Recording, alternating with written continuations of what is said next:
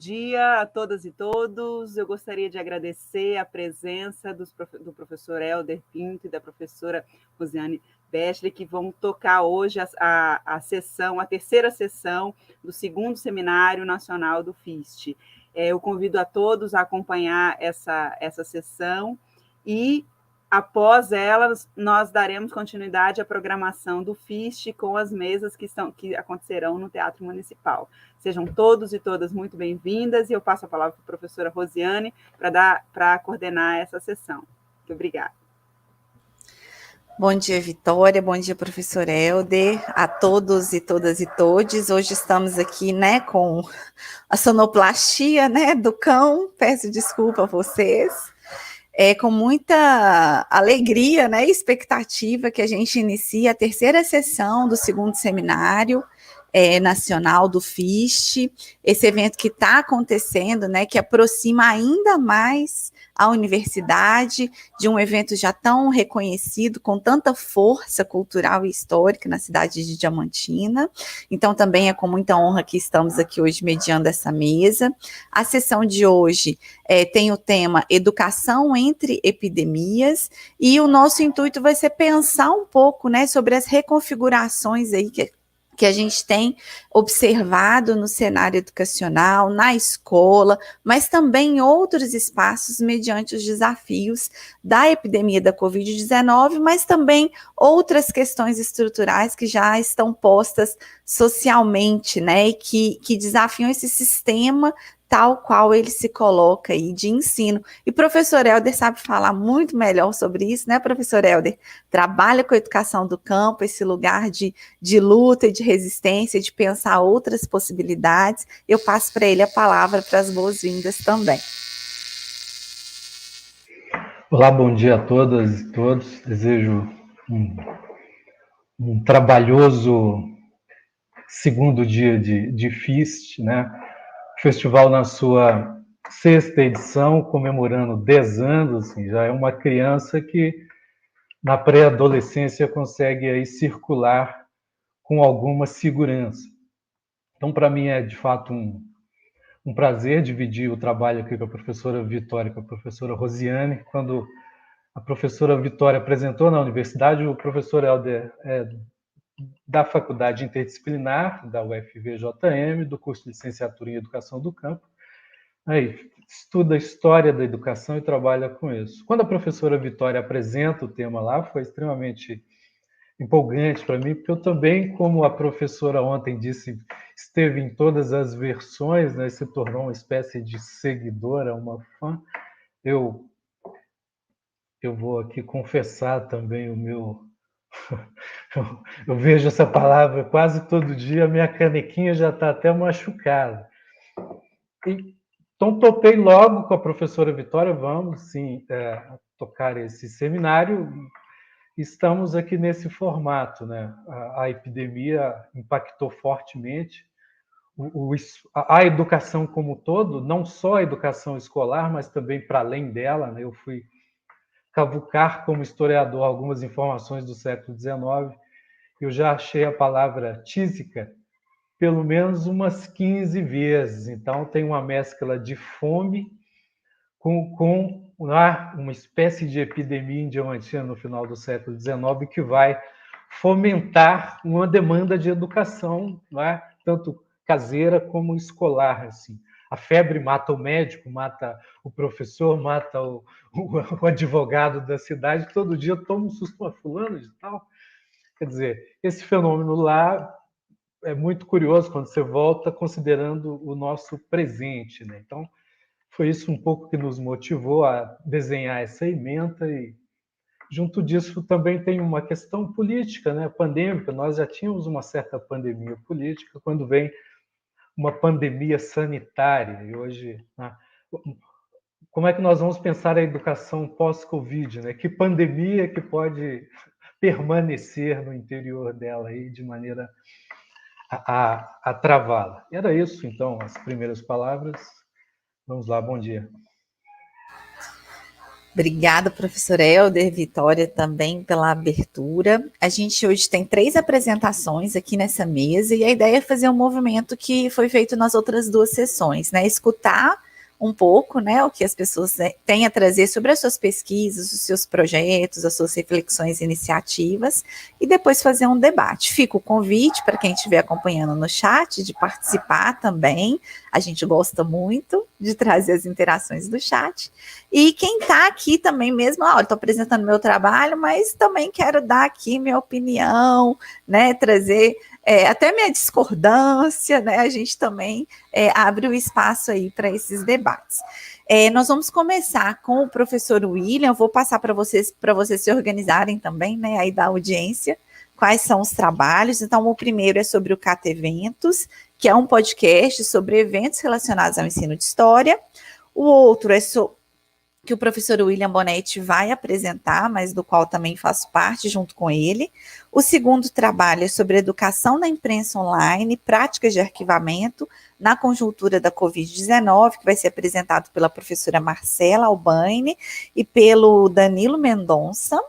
E o terceiro vai ser apresentado pela Tatiele, sobre a Seresta Diamantinense, a criação de uma biblioteca digital. Bom dia, gente. Vou começar trazendo aqui, professor William, a nossa tela, fazendo toda aquela reconfiguração de layout, né, que a gente teve que aprender a construir, e fique à vontade. Deixa eu só organizar aqui. Ver se está aparecendo aí, Rose. Tá sim, vou colocar aqui na tela. Uhum. Então, vamos começar, né? Muito bom dia a todos, todas, né? Eu sou o professor William Bonetti, sou professor da UENG, da unidade de campanha, e hoje a gente vai apresentar a nossa proposta aqui no FIST, que é a apresentação do podcast que eu organizo junto com a professora Rosiane, que é o Cata Eventos, um podcast sobre o que acontece no campo do ensino de história. Eu também sou historiador, né? Sou professor da área do ensino de história, trabalho com essas disciplinas, e a proposta desse podcast é justamente, né, transitar nessa esfera digital, né, e da podosfera, né, trabalhando questões relacionadas ao ensino de história. Então, basicamente, né, eu vou fazer essa primeira apresentação, esse primeiro apanhado das discussões, e na sequência a professora Rosiane vai falar sobre o andamento, né, e outras questões a respeito do Cata Eventos, né. Então, Rose, não sei se você quer falar essa primeira parte, acho que não sei se seria interessante. Pode ficar à vontade, pode tocar e estou acompanhando. Tranquilo. Então, a ideia, né, do nosso podcast, ele possui esse nome, né, Cata Eventos, né, ele está vinculado ao LAPIS, e a gente, né, organiza em parceria, em conjunto, e a ideia do Cata Eventos é justamente ele é um podcast, né, e a gente organiza ele a partir de eventos, né, que são desenvolvidos e realizados na área do ensino de história. A gente procura né, juntar em um único espaço, né, esses eventos que acontecem, mas também nós discutimos diferentes pautas que estão relacionadas ao ensino de história e também pautas que estão relacionadas, né, ao momento presente e que de alguma forma dialogam também com o ensino de história. Então, mas isso a professora Rosiane vai abordar melhor mais adiante.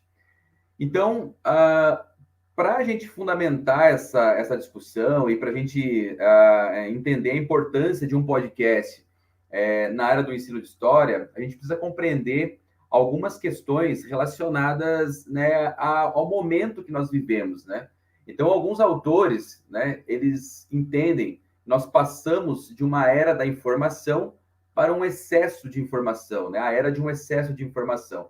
Nós já vivemos, né, numa cultura digital desenvolvida, né? Então nós vivemos num mundo basicamente, né, onde a capacidade de armazenamento da internet e a distribuição de informações ela se amplificou profundamente, né?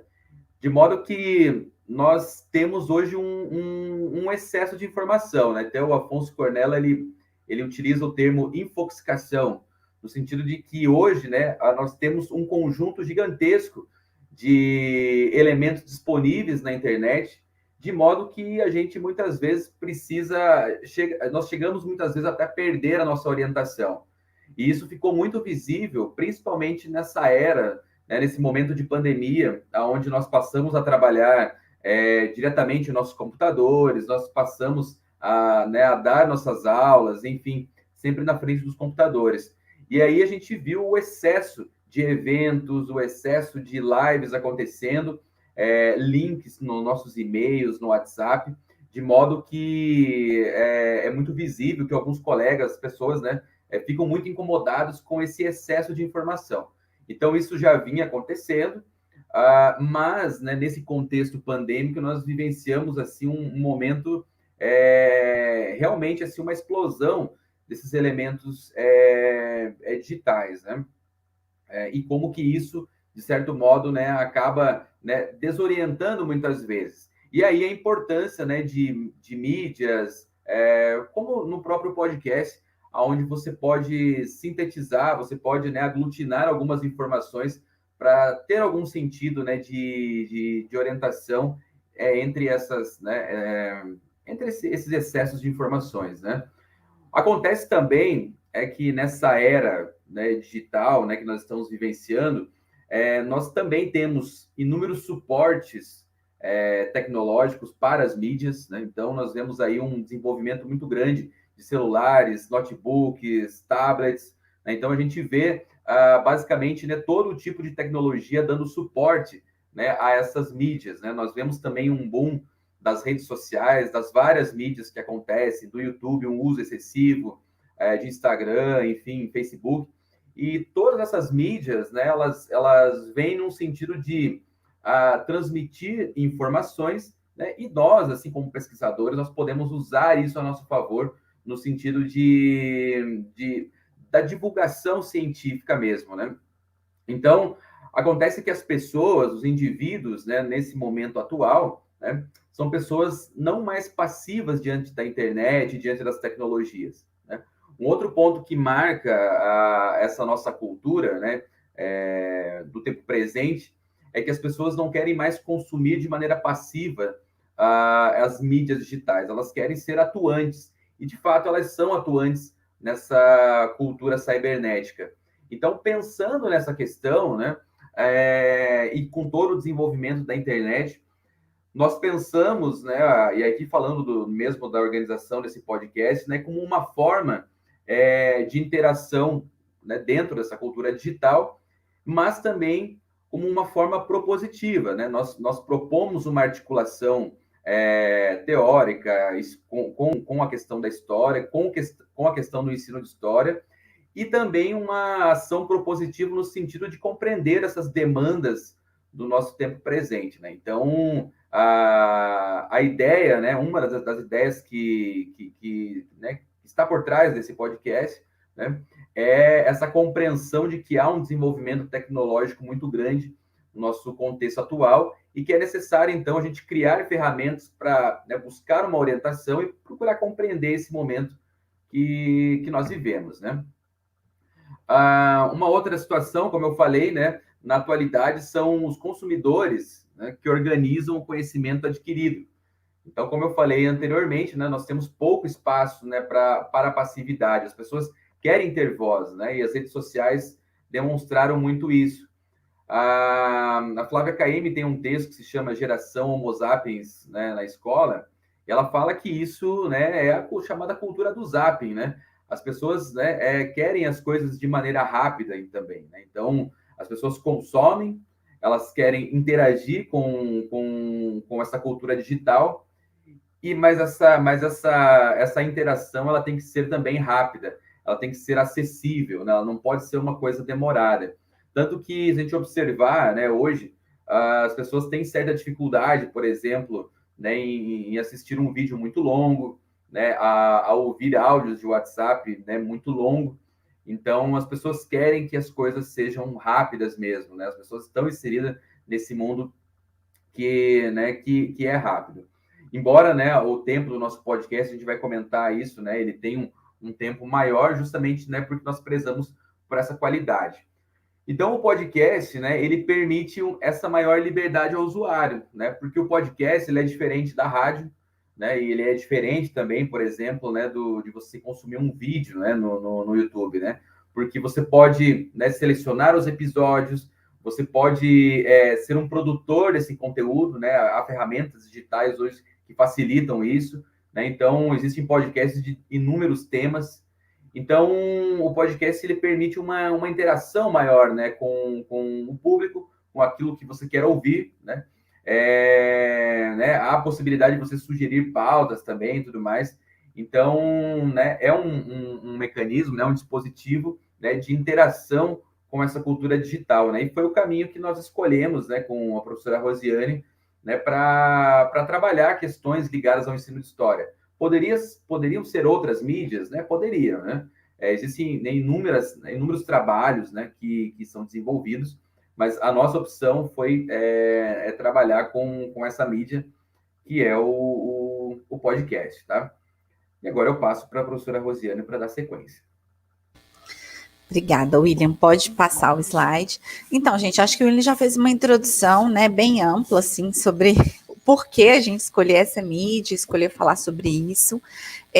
As mídias digitais, a Marcela está aqui presente com a gente, a Vitória também, o próprio William, né, elas não são, assim, propriamente uma novidade no campo educacional, né, mas o que se mostrou como imperativo nesse tempo é que a gente não teve como se esquivar muito mais delas, né? Porque é reconhecido aí que, principalmente nós, no campo das humanas, às vezes acabamos nos esquivando por questões diversas desse debate sobre as tecnologias, que é um debate que está posto pelo menos há 2 décadas, né? Aí no nosso cotidiano, né? A gente vê programas de fomento à inserção da tecnologia no espaço escolar, construção de plataformas para disponibilização de materiais, né? Quando eu fiz minha graduação em 2000 vou me entregar aqui agora, né? Mas quando eu entrei para a graduação em 2002, a universidade estava começando a implantar o Moodle, né? Então não é uma novidade. Agora, o que se mostrou nesse momento epidêmico foi o imperativo de que, em algumas circunstâncias, essa foi a via encontrada para manutenção de vínculos, para continuidade de projetos, apesar da gente saber das grandes desigualdades e de espaços, né, professor Helder, onde essas tecnologias ainda não chegam e para os quais a gente precisa olhar com tanto mais responsabilidade e comprometimento. Então, a gente só queria marcar, né, que quando a gente estou acompanhando aqui o tempo, quando a gente faz essa escolha, né, por construir um podcast, a gente entende esse podcast como uma mídia de divulgação da informação e a gente entende também ele como uma mídia de elaboração de uma determinada narrativa, né, entendendo aí que informação estar informado é diferente de conhecer algo, né? Então, o podcast, ele traz tanto uma possibilidade de se conhecer algo ou de, mais do que se conhecer, de mostrar caminhos para o conhecimento de algo, né? Mas é também ali uma via de disseminação de informações.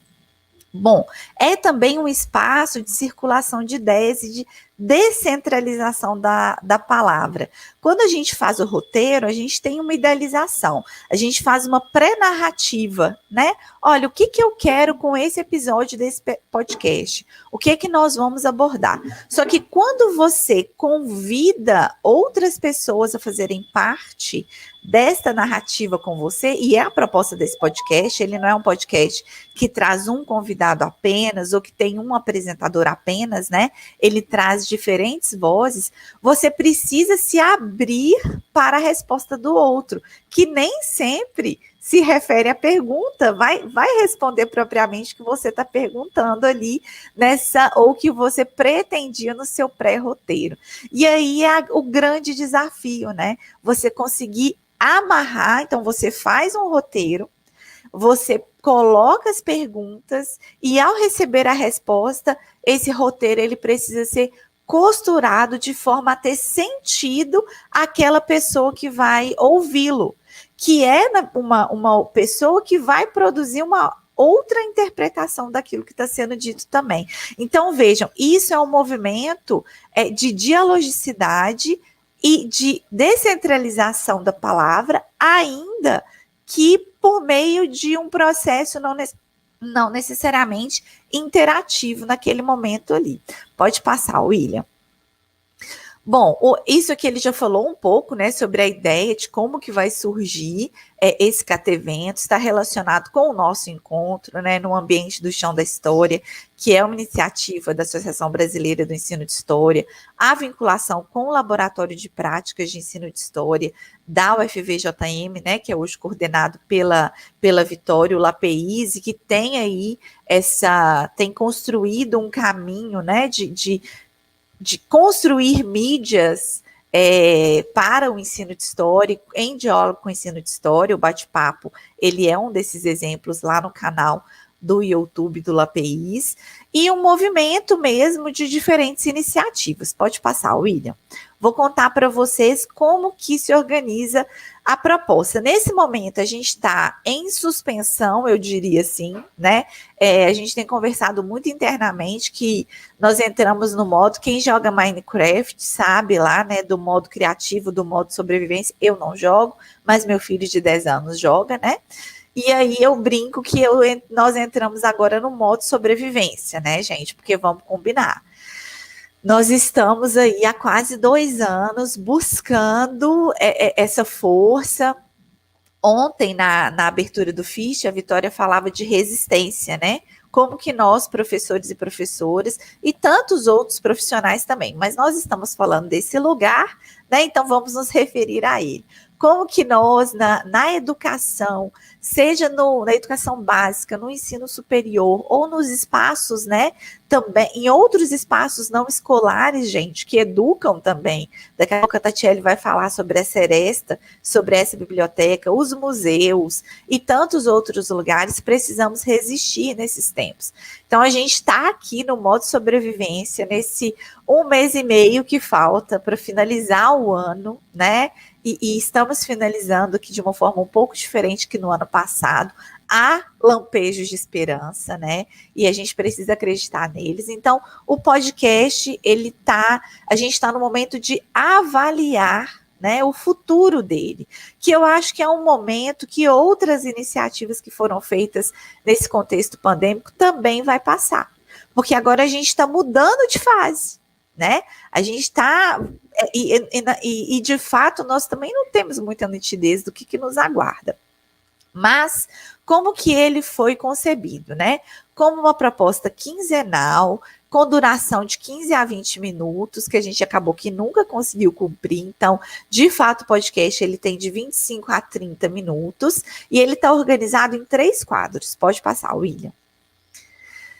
O Anota Aí, né, que é um quadro que fala um pouco dos eventos e procura fazer um apanhado, né, do que está acontecendo aí nesses próximos 15 dias, que para mim é o quadro mais difícil de ser construída a pauta, justamente por acontecerem tantas coisas, né? E aí a gente sempre tem a sensação de estar deixando algo para trás, mas toda narrativa, seja ela uma narrativa de áudio, como é um podcast ou escrita, ela é escolhas, né? Assim como é a prática docente também, e o currículo que a gente leva para a sala de aula, ele é feito de escolhas. O outro quadro é o Esse é para Salvar, no qual a gente traz uma obra, preferencialmente uma que esteja disponível na internet, né, para download, mas não necessariamente aconteceu da gente fazer divulgação de outras também. E aí nós convidamos os autores para contar para a gente um pouco sobre aquela obra e o porquê que ela é para salvar. E o quadro está na mídia, né, que é um quadro no qual a gente busca captar questões que estão postas e que vão atravessar a escola de alguma forma, né, e o fazer docente na educação básica, mas que dialogam também com o ensino de história. Bom, esse é o eixo aí do podcast, né, Ontem, nas apresentações também, a Vitória estava falando, né, sobre esse rigor científico, metodológico, que nos orienta pela nossa própria prática, né, e postura. E, por outro lado, a gente sabe que o espaço escolar ele é tensionado por questões que são imediatas e que as pesquisas ainda não deram conta de responder, né?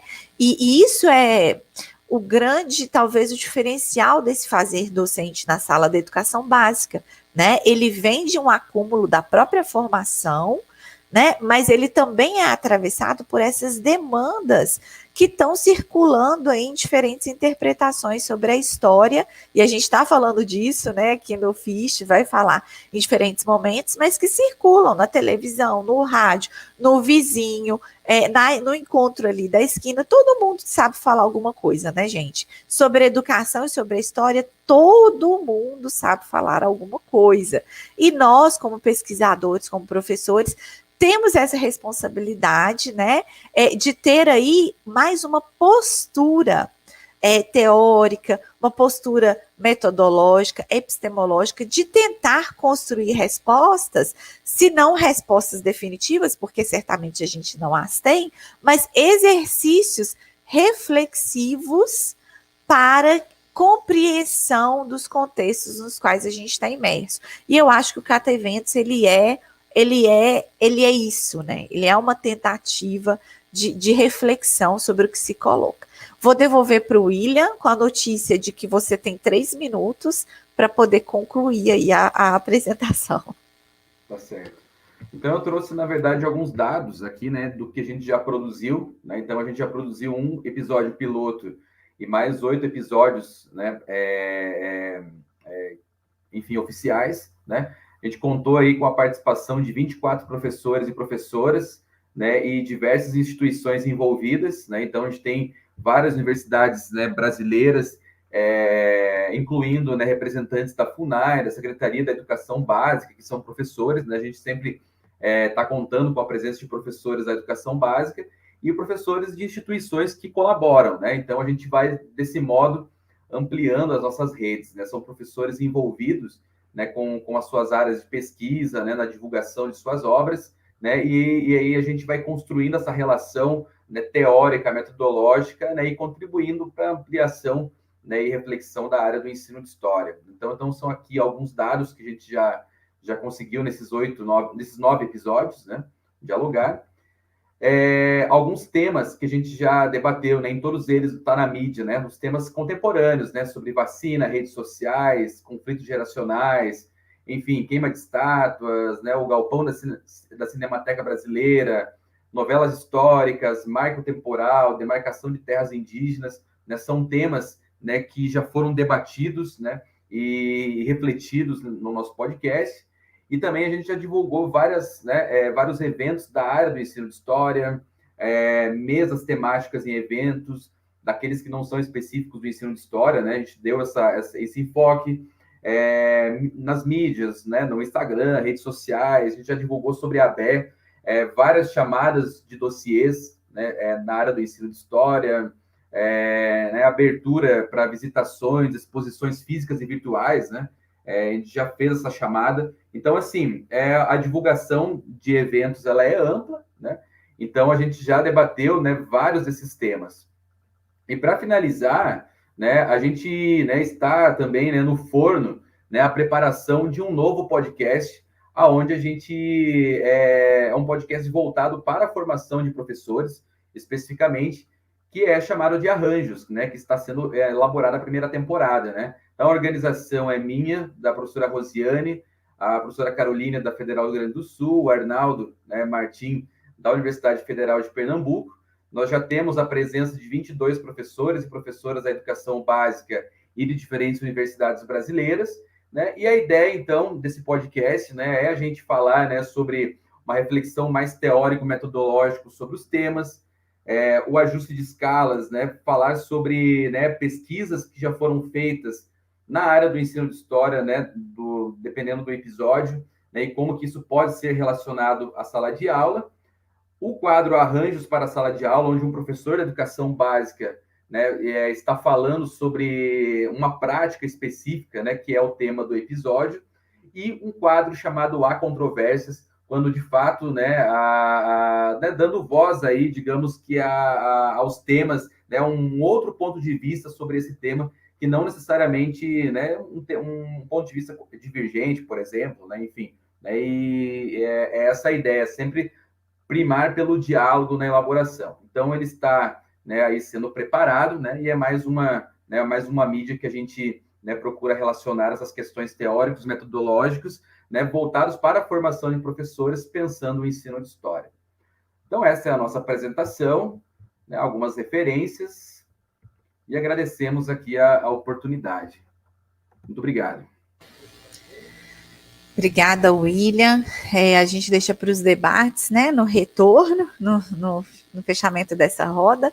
Eu já vou trazer aqui, convidar, vou despedir de você um pouquinho, daqui a pouco te chamo de volta, e vou chamar aqui para a tela a Marcela e o Danilo, que vão contar também de uma iniciativa bem bacana aí para a gente, importante. Bom dia para todos e todas. Confirmando, como sempre, se vocês estão nos ouvindo bem, que a internet está bem oscilante aqui, mas espero que funcione. E vou estar na parceria com o Danilo. Hoje a gente vai trazer uma iniciativa que a gente está desenvolvendo juntos, né, reforçando aí essa lógica colaborativa, né, de criação em parceria.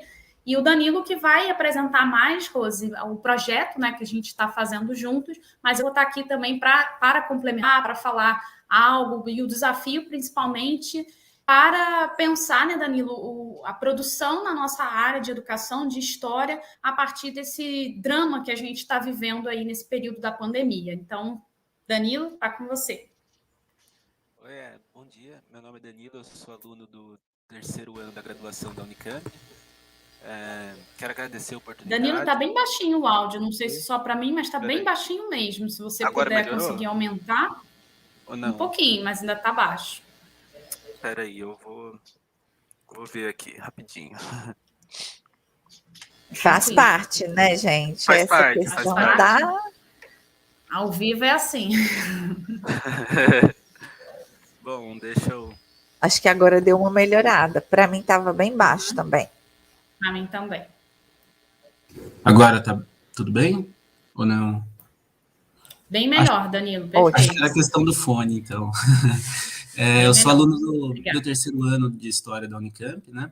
E a ideia que a gente vem falar aqui da proposta de arquivamento é uma ideia que partiu da Marcela, de tentar arquivar a memória educacional no contexto da pandemia da Covid-19. Esse projeto é feito em parceria com o Centro de Humanidades Digitais da Unicamp, que é um projeto coordenado pelo professor Tiago Lima Nicodemo, pelo Pedro Teles da Silveira e o Ian Kizil Marino, e em parceria com a Federal do Rio Grande do Sul, que é onde a Marcela está fazendo o pós-doutoramento dela, junto com a Carmen Gil, que é uma professora de lá. E a gente tenta, nesse projeto, fazer uma memória institucional, e não só institucional, mas como foi a relação da imprensa com a educação durante o contexto da pandemia da Covid-19, e tentar garantir, de alguma maneira, a memória, uma memória que seria online, mas garantir o arquivamento dela na internet, enfim, e criando uma base de dados para que a gente pudesse fazer pesquisa futuramente e conseguir fazer a garantia dessa memória, que é uma coisa muito cara para o historiador, né? A gente tem diversas maneiras assim de lidar. A gente criou uma metodologia que a gente usava planilhas do Excel para conseguir decifrar as notícias que a gente guardava. A gente pegava o título, de onde foi extraída a matéria, a data, o autor da matéria, colocava em tópicos assim os pontos principais da matéria abordado, e a partir disso a gente deixava o link e se a matéria era aberta ou fechada. Aberta ou fechada no sentido de aberta para o grande público, ou fechada assim só para assinantes, assim. E a gente tem matérias de diversos meios de comunicação, desde a mídia mais tradicional, como o Globo, Folha de São Paulo, Estadão, até mídias mais independentes, como o Brasil 247, Diário do Mundo.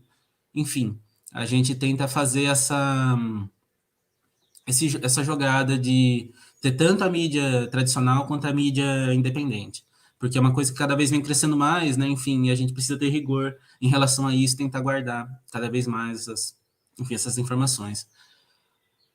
Para isso, a gente tem as limitações, é lógico, da formação de historiador atualmente, igual a gente sempre conversa, eu e a Marcela, sobre a questão de falta formação no sentido de entender a informática e como funciona os mecanismos de arquivamento. Então, para isso, a gente tem que trabalhar com pessoas da TI, como o Márcio, que é um rapaz que trabalha no Colégio Bandeirantes, e ele ajudou a gente a criar, via Power BI, que é um programa da Microsoft, para deixar palpável os dados, porque o que a gente fazia? A gente guardava tudo via Excel e ficava para a gente, só que com o BI e a ajuda do Márcio, a gente consegue deixar isso público e deixar uma base de dados assim muito mais palpável e separar, só matérias da Folha de São Paulo, só matérias do Globo, só matérias de diversos casos, enfim. Então, a gente tem vários toques assim que o Power BI consegue dar para a gente que um historiador tradicional não conseguiria.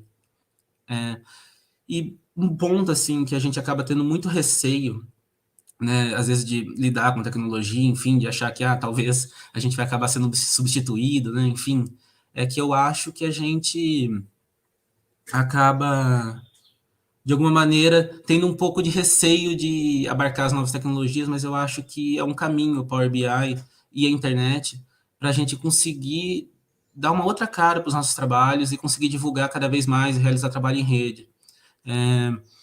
Porque, no geral, a gente acaba compartilhando mais dados, conversando com outras áreas, conversando com mais pessoas, e a gente consegue abarcar áreas que a gente não conseguiria antes. Então, eu acho extremamente importante a gente lidar cada vez mais com tecnologia, ocupar esses espaços e acabar deixando o negacionismo um pouco de lado histórico dentro das redes, a gente acabar ocupando esses espaços. Assim como o podcast citado anteriormente, eu acho que é uma iniciativa de a gente ocupar as redes, enfim, cada vez mais.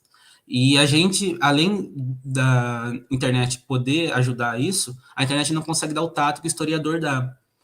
Muitas notícias que a gente acabou tendo durante a pandemia estavam muito vinculadas à desigualdade social do Brasil, né? E as máquinas não conseguem fazer essa análise, porque são notícias soltas, né? Então, com o tato do historiador, enfim, de alguém técnico para isso, a gente consegue acabar olhando e perceber que, olha, aqui é desigualdade social, né? Coisa que a máquina ainda não faz. Então, a gente ainda é muito necessário e a gente consegue dar um toque nesses dados, conseguir parar e ver quais são os pontos centrais dele. Enfim. Marcela, você quer adicionar alguma coisa? Acho que é bem o que você está falando, né, Danilo, da gente perceber alguns desafios na nossa formação e sair também das nossas áreas de conforto, né, porque quando a gente lida com esse meio do digital, a gente tem muitos limites ali, muitas potencialidades e possibilidades. Então, como o Danilo bem ressaltou na fala dele, esse é um projeto, até coloquei isso no chat, que só vem dando certo porque a gente está tendo oportunidade, a partir do laboratório, né, de ensino de história da Federal do Rio Grande do Sul e do Centro de Humanidades Digitais da Unicamp, de dialogar com colegas de outras áreas de conhecimento, né? Então, a gente coloca ali de igual para igual os nossos saberes, a nossa especificidade como pesquisadores, pesquisadoras do ensino de história, da história digital, mas também a gente precisa muito desse olhar, né, desse trabalho, dessa artesania que vem de outras áreas de conhecimento. E com isso a gente vai, então, desenvolvendo esse projeto. Ele está ainda em andamento, na realidade ele não tem data para terminar, né, porque a gente vai arquivando essas notícias, tanto uma parte de educação que a gente recortou para trabalhar hoje, como também, né, Danilo, uma parte voltada à discussão de patrimônio cultural. Então, são essas duas grandes frentes. O que vem acontecendo com a educação e com o patrimônio, com a cultura, no âmbito da Covid-19, né, nesse contexto da Covid-19. Enfim, então, inclusive, a gente está atrás de outras parcerias, né, de alunos de licenciatura que queiram participar desse projeto. A gente está desenvolvendo essa metodologia de trabalho. Às vezes a gente erra, né, Danilo? A gente vai errando e acertando e vai criando, então, uma inteligibilidade, uma forma de organização da informação. E acho importante também, em termos conceituais, né, nós estamos operando com o conceito de arquivo informal digital, que é uma ideia explorada pelo professor Tiago Nicodemos, pelo Ian Marino, pelo Pedro Tedes da Silveira, Então, a gente considera que essa está sendo uma prática em humanidades digitais e que a gente está operando, mobilizando também esse conceito de um arquivo informal digital, né? E para explicar um pouco disso, até peguei aqui o celular, né? Quantas fotos a gente vai jogando aqui na nossa galeria, vai arquivando, e às vezes a gente se perde nesse turbilhão de imagens, de informações que estão ali. Mas todos nós lidamos com os nossos arquivos digitais. Mas como a gente pensa categorias, uma divisão, a gente divide por data, por ano, por evento, como é que vocês organizam isso? Então, é um pouco disso, né? Pensando de uma forma para além de um uso individual, a gente está pensando nessa prática do historiador, né, do século XXI, que tem que lidar com essas fontes nascidas digitais. E o Danilo também já tinha ressaltado que, ao falar dessas fontes, dessas notícias que nós estamos arquivando, a gente não está interpretando essas notícias como a verdade. São olhares, são disputas de memórias que vão se dando nesse meio da imprensa online. Enfim, então, pensar a apropriação disso, por exemplo, no curso de formação de professores, mesmo na educação básica com as nossas turmas, demanda sempre o desenvolvimento de uma perspectiva crítica diante daquilo que a gente está lendo, do nosso posicionamento diante do conteúdo dessas matérias. Como é que o mesmo fato está sendo interpretado por fontes diferentes? Então, isso abre pano, né, para muitas discussões na nossa área aí de educação, de história, de ensino de história. Uhum. Tem muita coisa também, né, Marcela, da memória institucional, né, que a gente acaba fazendo do MEC, né, como foi essas idas e vindas, né, do Ministério durante a pandemia, a gestão, enfim, e isso tem que ser guardado, né, para a gente saber como que o governo e as nossas instituições reagiram a uma pandemia.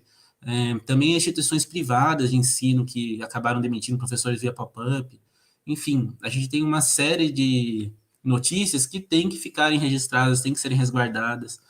Notícias assim de falta de acesso a alunos durante a pandemia, por falta de internet, por falta de estrutura familiar, por falta de essas idas e vindas de diversos governos, assim, tanto aqui em São Paulo, no Rio, essa disputa, né, entre vai abrir a escola, vai fechar, as disputas entre o setor privado, o setor público, né, que ficaram cada vez mais explícitas durante o contexto da pandemia. Então a gente tem que procurar guardar essa memória, procurar ressonar isso futuramente e fazer com que isso, né, como a Marcela disse, tem muita resistência também. A gente viu muito caso de professores indo atrás de alunos, enfim, de alunos também, entre eles, criando matéria, sabe, compartilhando, enfim, via YouTube, via grupos de estudo. Então, a gente tem que procurar resguardar essa memória para garantir que não seja esquecido e que os próximos historiadores tenham acesso a isso de maneira polida. E eu acho que a base de dados que a gente vem criando dialoga diretamente com isso, porque a memória da Covid é uma memória que com certeza mudou muita coisa no país e essa resposta institucional que a gente deu tem que ser guardada.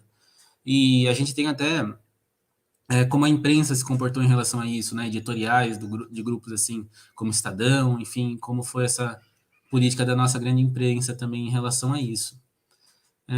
Então, eu já acho que eu já posso mostrar, Marcela, a base de dados?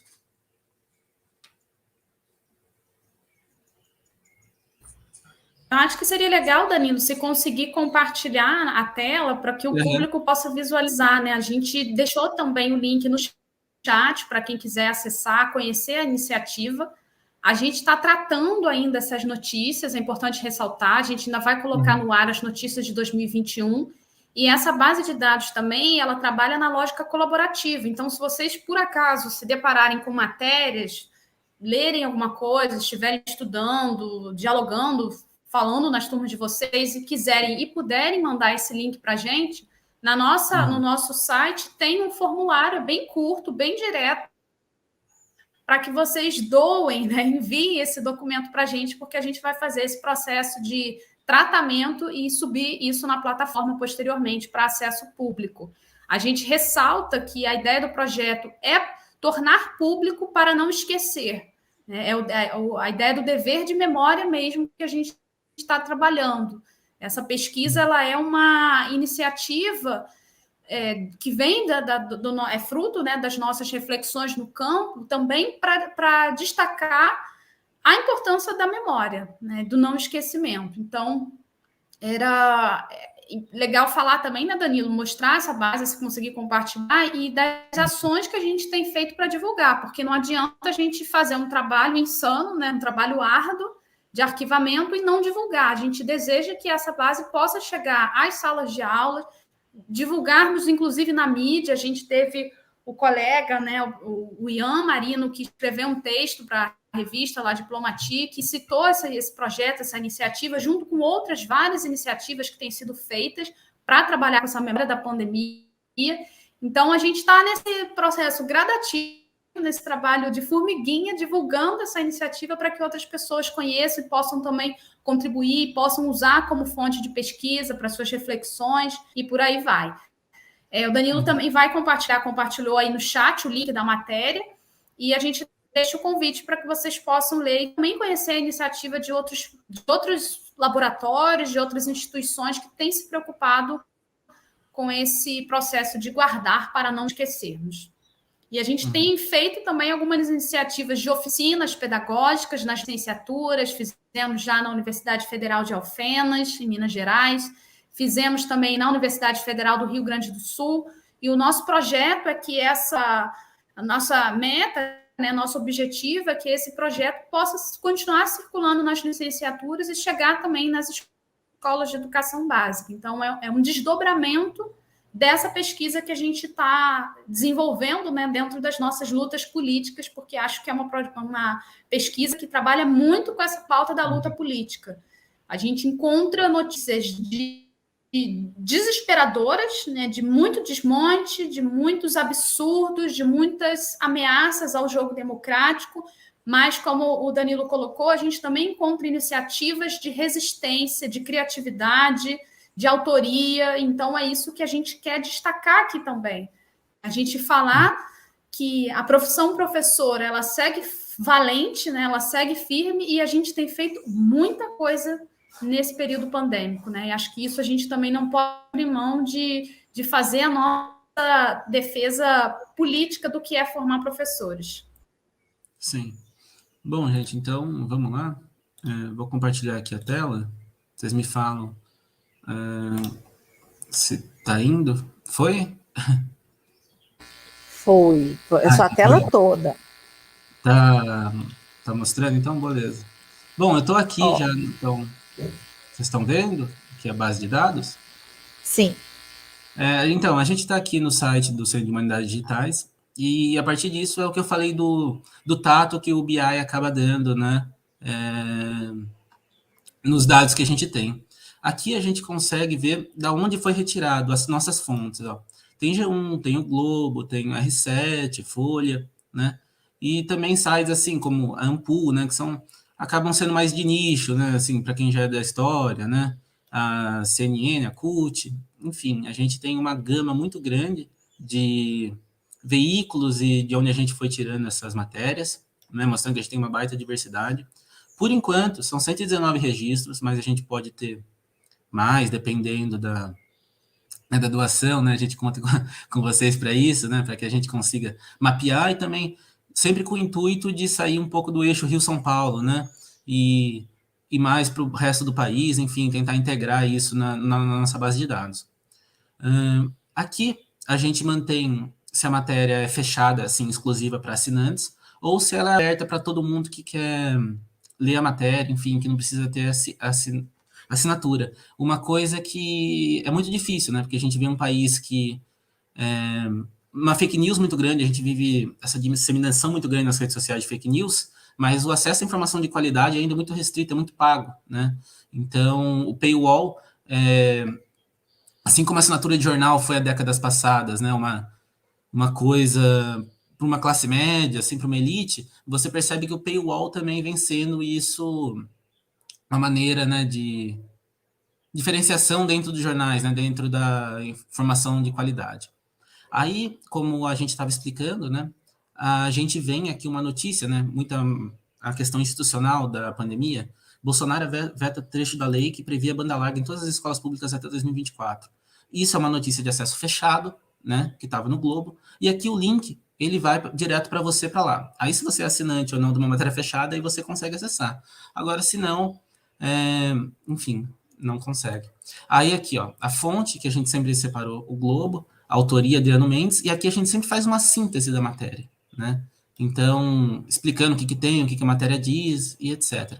Sempre já procurando catalogar, assim como fosse, né, um arquivo, né, um acervo, só que de maneira online. Aí, aqui, a gente já tem outra matéria. Após recurso das universidades, MEC desiste de retorno das aulas em janeiro. Aí, aqui é da CNN, uma matéria aberta, e já vai direto para o link. E o link também na internet é uma coisa muito mutável, né? Vira e mexe, a gente já pegou até sites assim, né, Marcela? Que a gente acabava... em questão de meses, a gente já não tinha mais o acesso, já tinha mudado o link interno. A matéria estava lá, era no site da Unesco ainda, a matéria estava lá, só que o link já tinha mudado, então a gente sempre tem que ficar esperto com isso. E a maneira que a gente tem nesse contraponto para não perder o link e não perder a matéria é fazer um arquivamento, trabalho de formiguinha. A gente vai lá, salva no computador, salva no HD externo a matéria, né, para fins futuros. E aqui a gente vai tendo muita memória institucional da Covid, alunos e professores, escolas particulares pegam Covid-19 após 15 dias de aula. Então, a gente tem feito um trabalho de buscar como se comportou a educação e como se comportou tanto o Estado brasileiro quanto a iniciativa privada e os professores durante essa formação, assim como a Marcela disse, a gente fez muito durante a pandemia, né, os professores, enfim.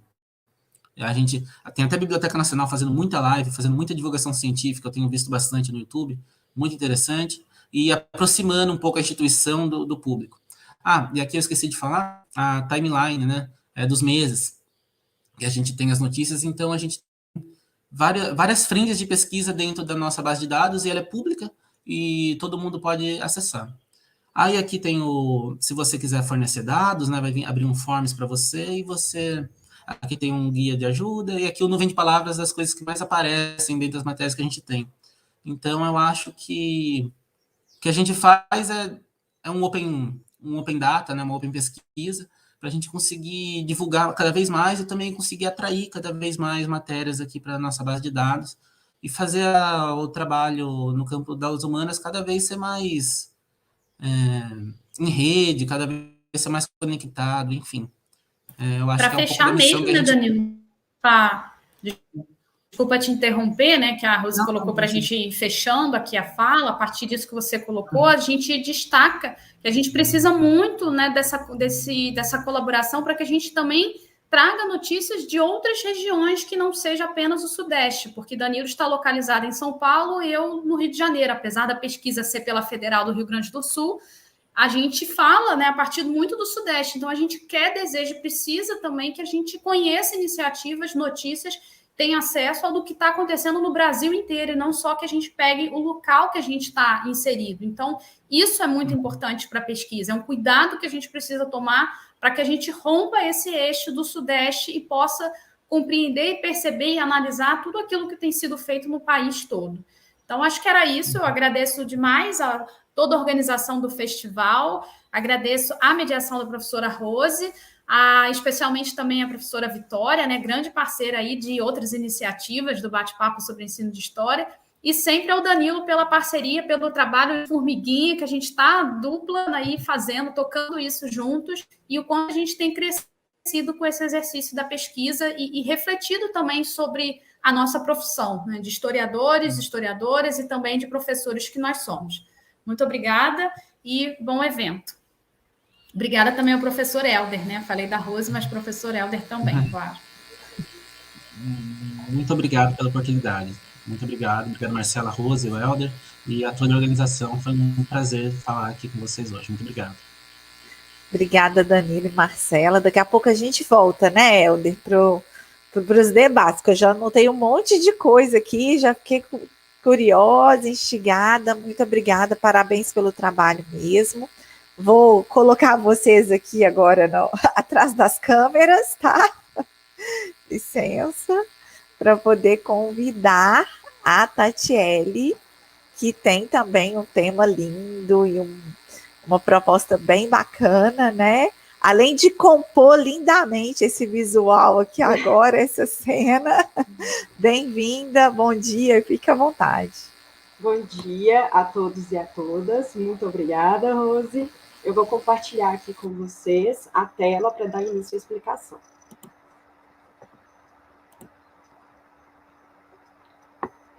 Está compartilhando? Estamos vendo. Ótimo. Mais uma vez, bom dia. Eu sou a Tatiele, formada em História pela Universidade Federal dos Vales de Jequitinhonha e Curi, e recentemente mestre em Ciências Humanas por essa mesma instituição. O trabalho é intitulado A Seresta Diamantinense, Criação de uma Biblioteca Digital, sobre a orientação das professoras Maria Cláudia Almeida Orlando Magnani e co-orientado pela doutora Flávia Amaral. O presente trabalho, ele objetivou a criação de uma biblioteca digital de acesso gratuito e para todos, com o objetivo de compartilhar informações sobre a seresta, os grupos seresteiros diamantinenses, as produções fonográficas e, a partir destas, as transcrições que foram realizadas, que deram origem às partituras.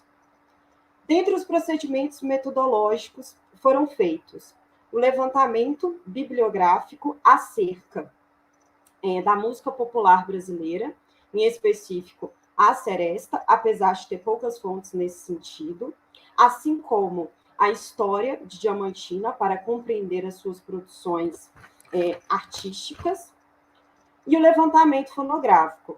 São 2 discos, o JK em Serenata e Diamantina em Serenata, e o CD Seresta para Nonô. Feito esse levantamento fonográfico, foi feita a edição, categorização, utilizando o programa Audacity, e pós esse tratamento sonoro, a realização das transcrições. Essas transcrições foram necessárias dialogar com a área da música, com a colaboração dos professores da Escola de Música da Universidade Federal de Minas Gerais, Felipe Mateus e o Éder Fonseca, e através destes foi possível a compreensão acerca das transcrições e da utilização também do programa Sibelius para a realização dessas, e para conseguir, então, ter as partituras. As partituras foram transcritas a melodia, a harmonia e a letra. Feito esses procedimentos, esses foram os principais procedimentos metodológicos, e é importante também a compreensão acerca do entendimento da seresta.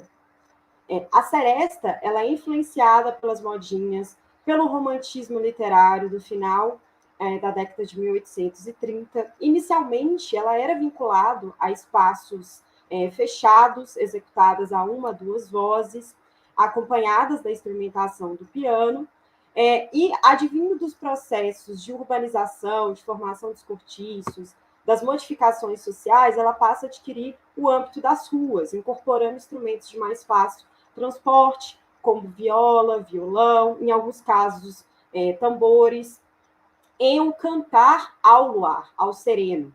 Portanto, esse termo seresta. Em Diamantina, desde a formação do antigo Arraial do Tejuco, perpassa pelas produções artísticas, influenciadas pelas irmandades e pelas manifestações culturais de matriz africana. Apesar de ser uma prática forte na cidade, não há um registro e uma contextualização acerca desta. Por isso, então, a biblioteca digital ela foi criada com o objetivo de fazer esse registro, trazer essa história, essa memória acerca da seresta na cidade. O endereço do site é www.aserestadiamantinense.com, e eu vou compartilhar aqui com vocês o site. Essa biblioteca, ela visa a funcionalidade, dialogar tanto com os públicos que já têm o hábito de fazer pesquisas online, assim como aqueles que ainda estão adentrando sobre essa modalidade. Aqui na página principal, ela foi pensada também um layout com cores suaves para não cansar o leitor. Temos aqui as informações acerca para qual é o objetivo dessa biblioteca, por que ela foi criada. Então, tem um contexto aqui. Também do conceito da seresta, vinculado ao autor José Tinhorão, tendo em vista a ausência de mais fontes que discutissem essa temática. A equipe, todos os colaboradores, as informações de cada um.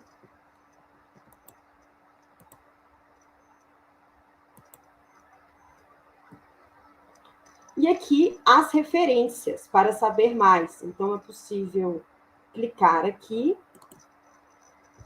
e vai direcionar o leitor para todas as referências que foram utilizadas. Está carregando.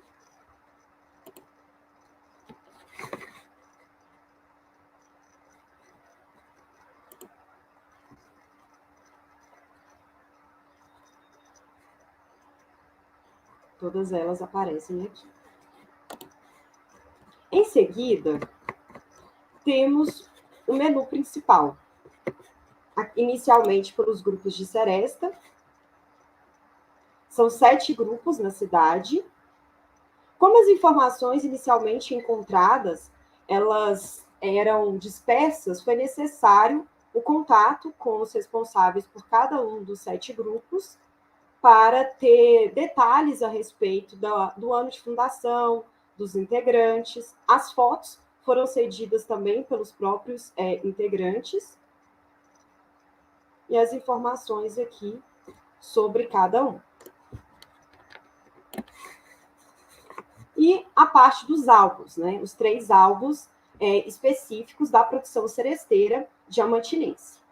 Então, inicialmente, temos aqui o JK em serenata, as informações técnicas da produção, assim como também detalhes a mais a respeito de cada uma destas.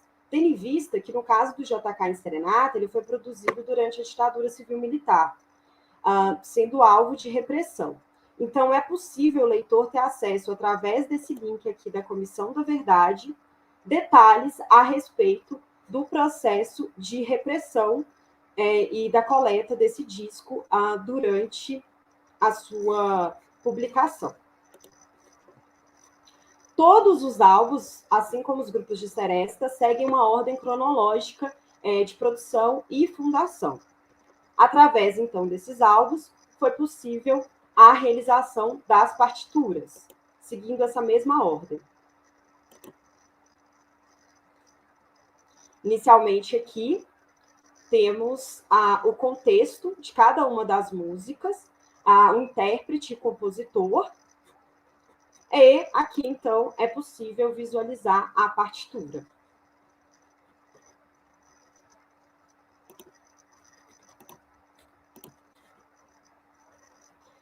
Essa partitura, indo de encontro a essa funcionalidade da biblioteca, ela possui a melodia, a letra e a harmonia, tendo em vista que é comum o seresteiro ter a partitura, mas não ter a letra. Então, trazer esses 3 elementos aqui para ajudá-los neste processo. E também para estudiosos da música no geral. E a experiência sonora de ouvir cada um destes álbuns, para trazer para o próximo leitor, ele se sentir participante dessa seresta. Assim como também um músico de ouvido, porque é comum ter aqueles seresteiros ou músico que não lê a partitura, mas a partir da experiência de ouvir, consegue, então, tirar a melodia. E a opção aqui do contato. Por se tratar de uma biblioteca, ela está aberta ao diálogo com a comunidade para acréscimos e sugestões. Então, a partir desse formulário aqui, é possível enviar, sugerir, para acrescentar ainda mais nesta biblioteca. E tem uma opção mais rápida também, que vamos conversar pelo chat, que é possível anexar fotos, documentos, se for do interesse.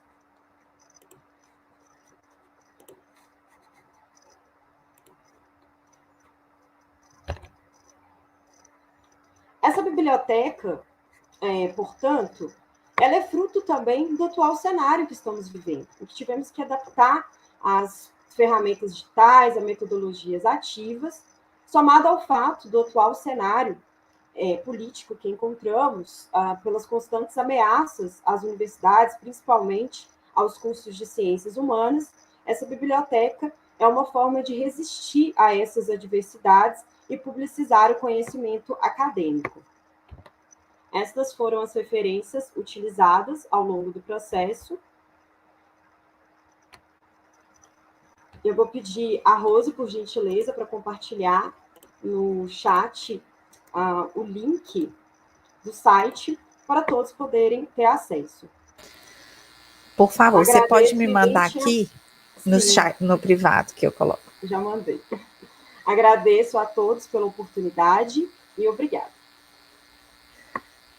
Tatiele, a gente que agradece. Deixa eu colocar aqui o link dessa boniteza, né? Assim, eu já tô com ele aberto aqui, esperando, vou colocar hoje para escutar primeiro.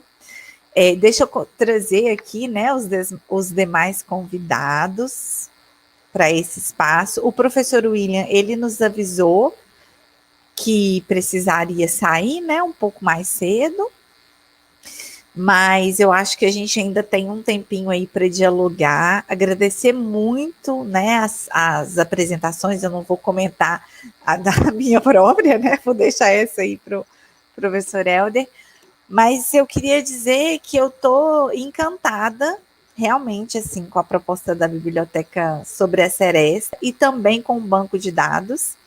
E eu fiquei pensando como que dois objetos, né, tão distintos vão suscitando reflexões que se aproximam, né, mostrando para a gente que a gente está nesse tempo do arquivamento digital, né, e da importância também de disponibilização para as pessoas das fontes, da história, né, do que é produzido. E eu fiquei pensando, já vou passar para o professor Helder aqui, eu vou só pincelar umas coisas, mas eu fiquei pensando o seguinte: a Tatiele contou aqui no final que tem lá a biblioteca, né, que tem o chat, que tem a caixa de diálogo, que as pessoas podem entrar em contato, e a Marcela e o Danilo também falaram dessa possibilidade, né, de contribuição. E eu queria perguntar para vocês, é possível estabelecer um fim para esses arquivos, assim, falar, olha, um limite, né? Ou o arquivamento digital, a marca dele é justamente o não ter um fim, não ter um limite, assim. Realmente é uma pergunta que ficou me ocorrendo. A outra questão é a importância dessas redes, né? Como que a gente está falando de redes? De dialogar com o outro no momento em que se discute, né? Olha, e a história? Há risco no movimento de interdisciplinaridade, há risco no movimento de abertura para o diálogo, mas na prática a gente está falando o tempo todo que sozinho a gente não dá conta mais, né? Então, como montar um site desses? A Tatiele, ela fez história, dialogou com as pessoas da música e certamente com as pessoas da tecnologia. Vocês também estão dialogando com as pessoas da tecnologia e tantas outras, né? Nós que falamos de podcast, a gente também está precisando se apropriar de outras linguagens. Então, como que a gente vai fazer essa ginástica? Porque sozinho, né, a gente não está dando conta. A sociedade está muito complexa. Eu ouvi um pouco de vocês sobre... Deixa eu ver aqui se tem mais alguma coisa... E uma coisa que eu queria perguntar diretamente para a Tatiele, assim, eu vou colocar aqui minhas inquietações, o professor Helder, o chat apareceu algumas, mas eu vi que vocês já interagiram, então vou deixar vocês à vontade para fazerem também essa fala a partir do que está posto no chat. Por que a Seresta Diamantinense? Né, assim, por que a sua escolha? O que te moveu? Né? A gente tem o programa de pós-graduação em Ciências Humanas na UFVJM, ele é um mestrado profissional, né? Então, ele implica essa elaboração do produto, e a Tatiele trouxe para a gente esse produto.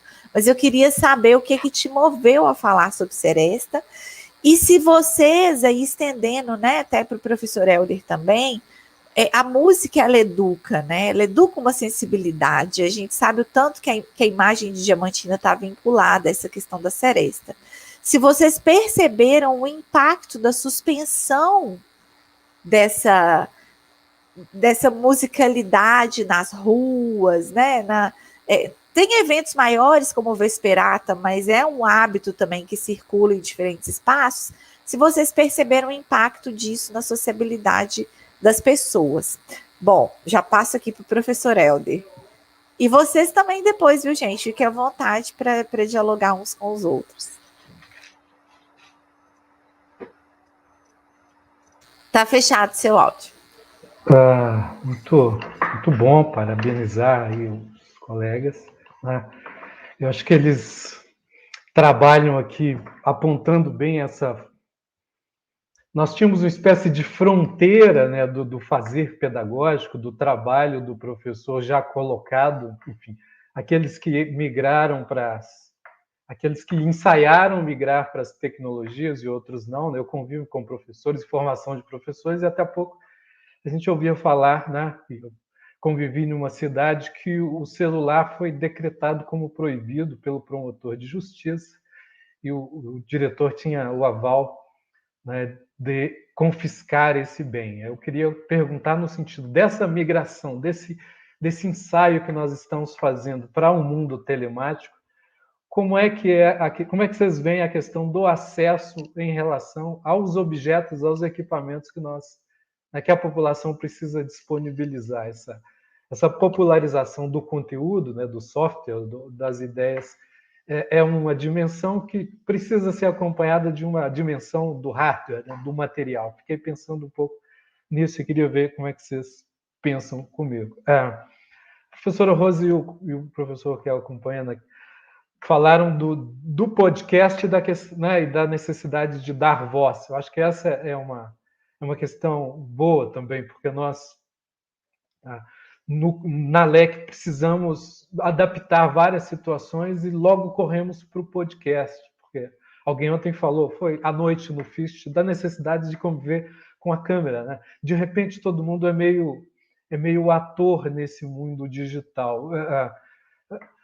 Como que o podcast pode ser trabalhado no nível de ser um mecanismo, uma ferramenta que nós possamos entregar para os estudantes atuarem né, nos seus processos de aprendizagem?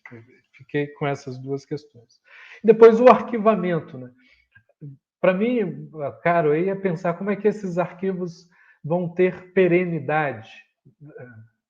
O arquivo digital, o site, como é que a gente pensa a duração desses materiais imateriais, né?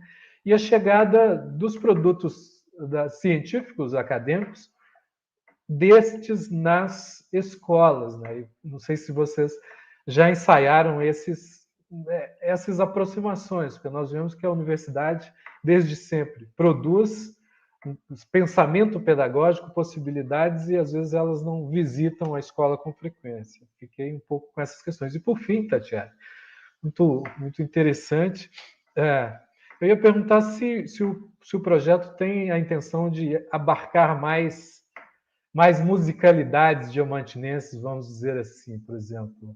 Você tem aí na Cúria, né, nos arquivos da igreja, um acervo gigantesco de partituras de músicas, né? Músicas proibidas, músicas de vários gêneros. E eu acho que já tinha presenciado isso lá uma vez. Olha, falta historiadores, mas agora o historiador sozinho não vale mais, né? Ele vai lá, pesquisa, vê o documento e quer ver a foto daquele documento no site.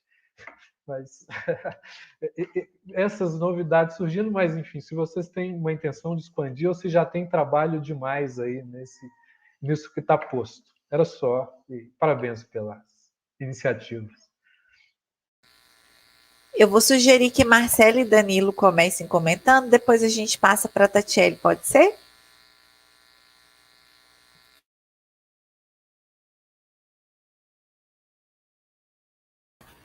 Então, vou começar pelo fim, né? A colocação do professor Helder em relação à aproximação da escola.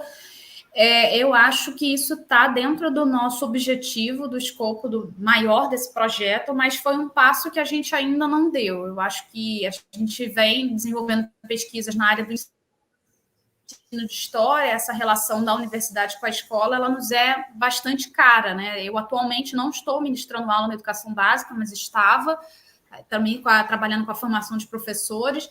Então, a gente ainda está vendo como é que a gente vai fazer essa parceria, essa aproximação, mas eu entendo até já com as oficinas que a gente desenvolveu com esses jovens professores, né, alunos de licenciatura, que há uma potência, por exemplo, para um debate numa aula de ensino médio, inclusive na perspectiva interdisciplinar, porque vários dos conteúdos dessas matérias versam, né, por exemplo, o diálogo com a sociologia, o diálogo com a geografia, né? Quando a gente falou aqui da diversidade, o que está acontecendo, por exemplo, na região norte, o que está acontecendo na região sul, da gente trabalhar aproximações e afastamentos de tensões sociais que a gente tem na área educacional a partir das regiões distintas. Então, a gente considera que há, sim, uma grande potência em termos de material, de conteúdo, de conceitos a serem explorados, mas esse é um passo que a gente ainda não deu, né? Mas temos o objetivo de trabalhar, sim.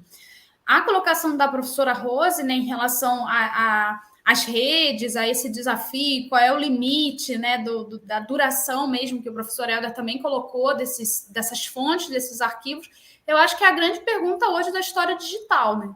Como é que a gente trabalha com essa manutenção de uma memória quando a gente, às vezes, muda o suporte e aí perde-se informação? Como é que fica isso? A gente hoje tem uma série de produções aí, como foi trabalhado muito bem pela Rose e pelo William, exemplos de produções audiovisuais, os podcasts. Será que daqui a 5, 7, 10, 15, 20 anos, como é que a gente vai ter acesso a isso? E basta a gente olhar para trás, né? O velho Orkut, né? Que eu acho que todo mundo aqui lembra do Orkut. E quantas coisas foram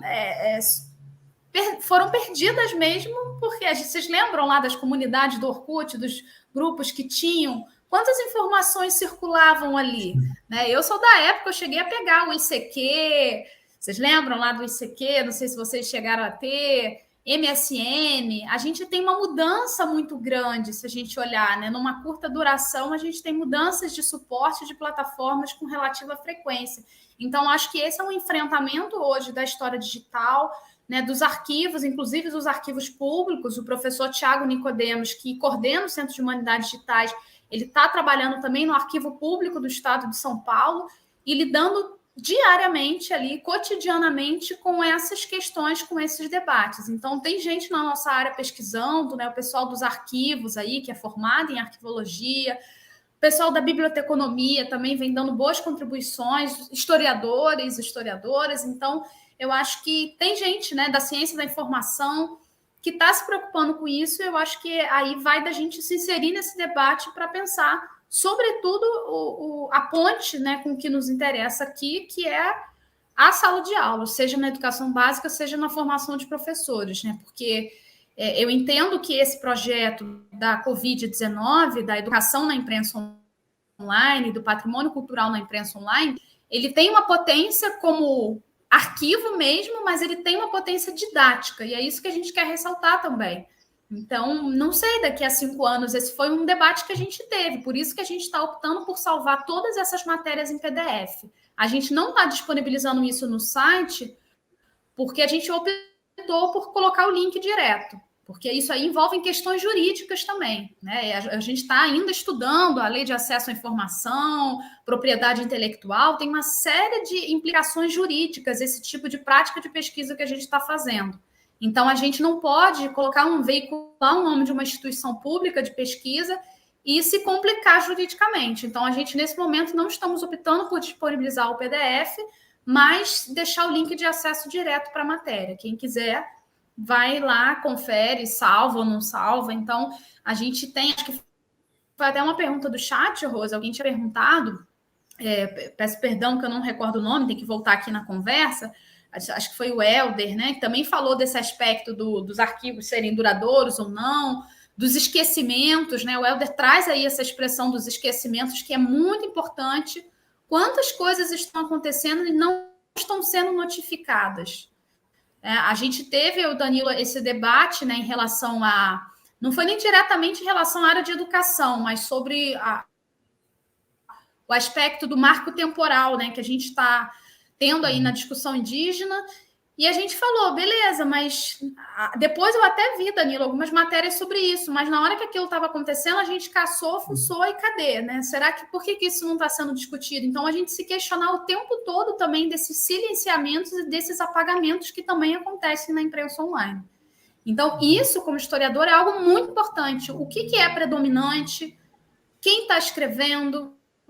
Qual é a intenção dessa fonte? Qual é a quem a gente está, né? Eu gosto dessa expressão, a quem a gente está servindo, né? A quem aquela matéria quer chegar, qual é o objetivo dela. Então, essa perspectiva do desenvolvimento crítico, que eu acho que a historiografia, né? Que as metodologias da história, do ensino de história, vem nos ajudando bastante a pensar. Danilo, não sei se quer complementar, trazer alguma ideia que a gente não tenha explorado ainda. A questão da perenidade, né, que foi perguntada do arquivo digital, né, peguei pensando, né, enquanto você falava, na questão de a gente não saber, né, muito como assegurar, né, porque você vai para pensar a Cinemateca, né, assim, a estrutura, né, aquela coisa, a Cinemateca pegou fogo, o Museu Nacional pegou fogo, né, aí a gente vai para a França, Notre Dame pegou fogo, né? Então, assim, é uma questão também de a gente não ter segurança, né? Assim, seja no digital ou seja no presencial, no físico, né? Porque a gente para pensar. Até teve uma discussão um tempo atrás, né? Que o Google ia parar de dar armazenamento, né? Limitado para faculdades, enfim, né? Então, é uma coisa que a gente fica na mão, sempre parece de um terceiro, de um agente externo, né? Então, eu acho que ela sempre vai ser a grande case do historiador, vai ser sempre como a gente vai, né, garantir essa memória, como a gente vai garantir essa questão, né? Mas eu acho que o digital vem para tentar suprir um pouco isso, né? Para ser mais uma maneira de, além de guardar fisicamente, guardar também no digital, né? Enfim, e cada vez tentar guardar de uma maneira diferente e para ver se a gente consegue segurar a informação.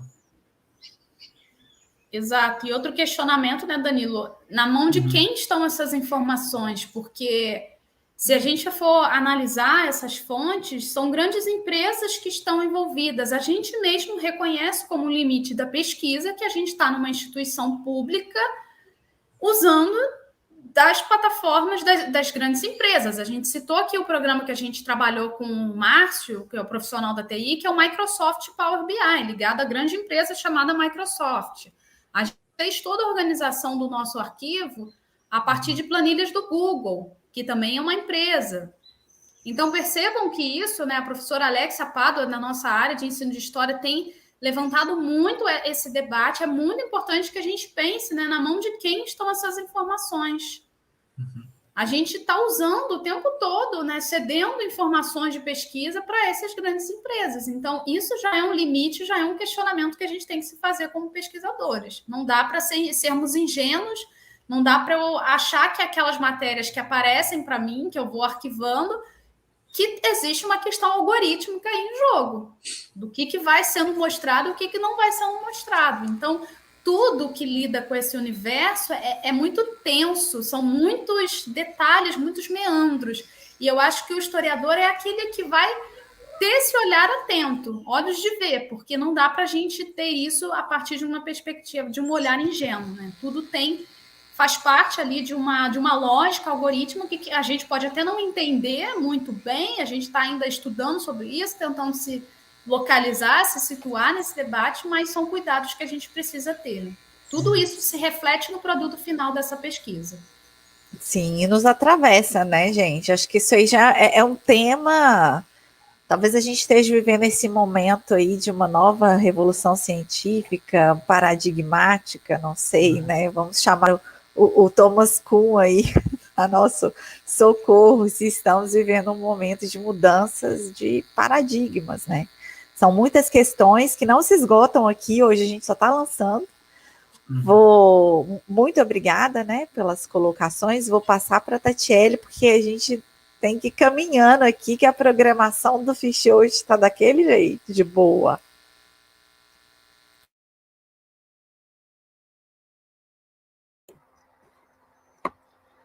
Eu agradeço as colocações do professor Oeder e da professora Rosiane, e com relação a essa questão do limite, né, a respeito dessas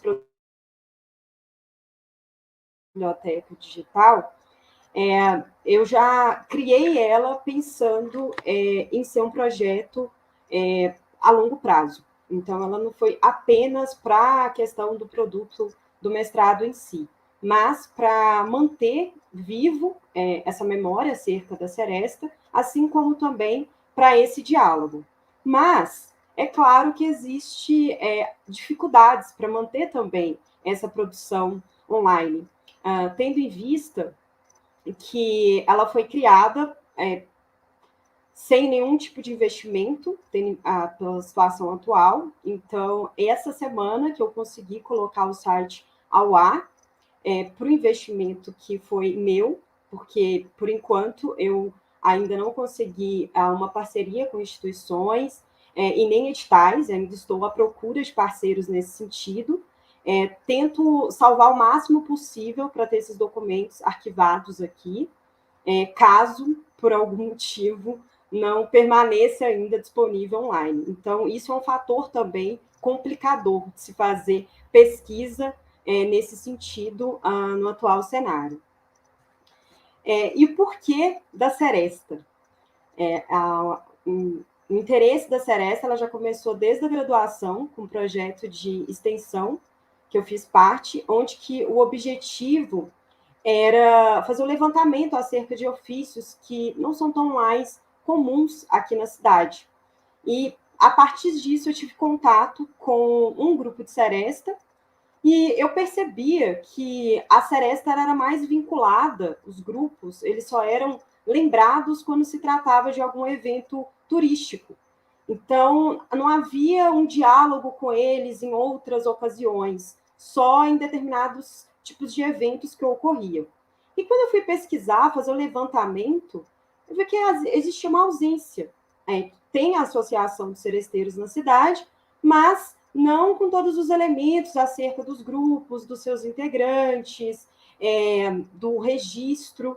Então, isso também me deixou bastante incomodada, tendo em vista que ela é muito vinculada, principalmente quando se trata do patrimônio. Então, a Seresta, assim como também a Vesperata. Então, esse foi um dos motivos que levou porque, afinal de contas, são indivíduos que têm história, têm uma trajetória, a vida deles estão muito vinculadas à formação dessa Seresta. E tem muitos compositores locais também, e que pouco se fala deles. Então, era uma forma de aproximar dessa história, e eles são sujeitos históricos, a oportunidade deles terem a voz ativa aqui, porque esse é o objetivo principal, dialogar com.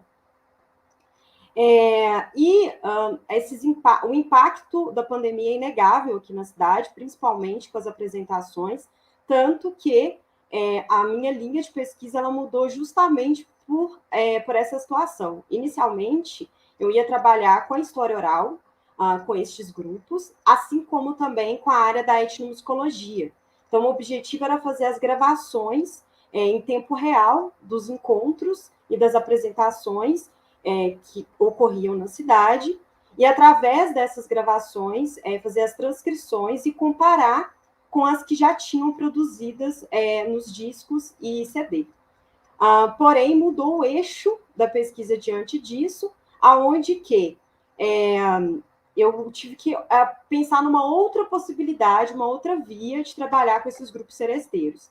Daí, então, a ideia de trabalhar apenas com o que já tinha gravado, existente, e também, mesmo assim, ainda tentar fazer, mesmo que fosse por telefone, por e-mail, um registro desses grupos. Por isso que as fotos elas acabam sendo um pouco mais amadoras dos grupos, as informações elas estão mais objetivas, né, porque não se tratou realmente de uma história oral, mas uma conversa por essas vias midiáticas para conseguir ter uma contextualização desses grupos. E produzir essas partituras, porque não há as partituras. Né? Então, foi necessário fazer a produção delas justamente por não ter esse arquivo no que diz respeito à seresta. Né? E há, sim, mais partituras, principalmente no que diz respeito à música sacra. Mas a seresta foi um desafio, uma procura constante, e não encontrava. Então, houve essas modificações nesse sentido. Muito obrigada, Tatiele. Já me respondeu também, porque eu fiquei na dúvida. Eu falei, gente, como é que ela vai continuar com alimentando esse site? Então, vamos ficar na torcida, né? Para que o incentivo venha, para que o apoio venha, tanto à Biblioteca Digital da Seresta, quanto a esse arquivo, né? Sobre os dados do corona, e há tantas outras iniciativas que a gente tem visto na área da educação, né? Que venha, que chegue a nossa primavera também em algum momento, né? Vamos seguir aqui na resistência, entendendo a esperança como verbo, né? Como já nos disse Paulo Freire, não iríamos fechar aqui uma mesa sobre educação sem lembrar do patrono que está aí fazendo seu centenário e também levantando esse debate, essa revisitação de obras tão importantes. Então, que a gente conjugue aí a esperança como verbo, e eu fico de verdade na torcida, porque são projetos importantíssimos, né? O professor Helder caiu, a Marcela caiu, hoje a internet não está nos favorecendo, né? Eu queria só encerrar aqui falando bem brevemente, Marcela conseguiu voltar, sobre o podcast como instrumento para a sala de aula. O que a gente observou aqui no Vale do Jequitinhonha, nesse momento de ensino remoto? Que as escolas que estão na zona rural não chegam à internet, gente. Não tem internet, né? Não há possibilidade de acesso. A gente, muitas vezes, a gente fala... Nós temos, infelizmente, esse costume, né? De tratar partes da perspectiva de análise do todo.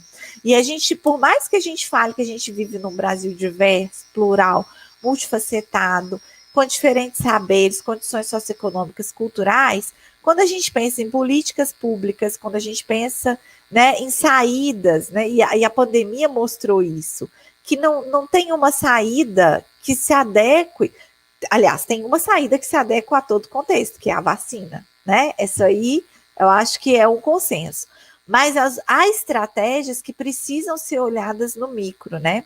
E aí a gente percebeu que em escolas, eu estou com um grupo de estágio em Itamarandiba, e a professora falou, olha, o único contato que a gente consegue com eles é no grupo de WhatsApp. E mesmo assim, alguns deles só vão acessar esse grupo uma vez na semana. E aí a saída que a escola achou foi imprimir os materiais para entregar impresso, né, as apostilas que foram feitas, e fazer áudios explicando, né, aquelas matérias. Mas áudios não são podcasts, certo? Áudios isolados, eles não são um podcast. Um podcast, ele tem um roteiro, uma narrativa. Essas explicações, elas podem vir a se tornar podcasts, mas a gente tem que pensá-las como? Na dimensão de construir narrativas em áudio que informem, comuniquem, apresentem um determinado conhecimento, mas, sobretudo, sensibilizem para a busca de experiências com esse conhecimento. Eu vejo o podcast dessa forma, né? Como uma possibilidade de despertar ali um processo de ensino-aprendizagem, não como algo que se encerre em si mesmo. Mas, né, esse debate aí também precisa ser amadurecido por nós, né, na área. Eu acho que a gente tem falado disso internamente, né, no ensino de história. E fica aí o convite, gente. Olha, eu quero passar aqui para vocês rapidinho a agenda de hoje do FIST. Às 11 horas nós vamos ter aqui um aulão, quem colocou a Terra em Movimento. Às 14h30 nós temos a mesa História entre Epidemias, com o Dominique Miranda Sá, o Diego Armos e a professora Keila Carvalho, que é professora aqui com a gente na UFVJM também. E às 17 horas nós temos a mesa Diamantina 21, Música na Veia de um Futuro que já começou, com Felipe Leonardo Almeida, que está com você, que é esse do projeto, né? E Patrick Aguilar, Juscelino Roque, né? Não, é outro Felipe o seu, né? Juscelino Roque. E às 8h30, tão esperada mesa, né? História, Verdades e Mentiras, com Gregório do Vivier, que já está em Diamantina, hein? Quem quiser, com todos os protocolos, ir em busca, né, do seu autógrafo, estou dando spoiler que o Gregório já está em Diamantina, e Paulo César Gomes, né? Amanhã tem convido aí para vocês visitarem o site, darem uma olhada na programação de amanhã e assistirem às outras sessões do seminário que foram feitas ontem, estão disponíveis no canal do FISH. Sessão 1 e 2, a de hoje encerra o seminário de História, né? Seminário Nacional de História do FISH. Eu agradeço muito quem esteve com a gente essa manhã, principalmente aqui, deixa eu trazer o Danilo de volta, Marcela, Tatiele e Danilo, professor Helder, professora Vitória, que já estiveram conosco também. Um grande abraço, gente. Nos vemos aí, né, nas esquinas aí da vida, sejam elas virtuais ou presenciais. Tchau, gente.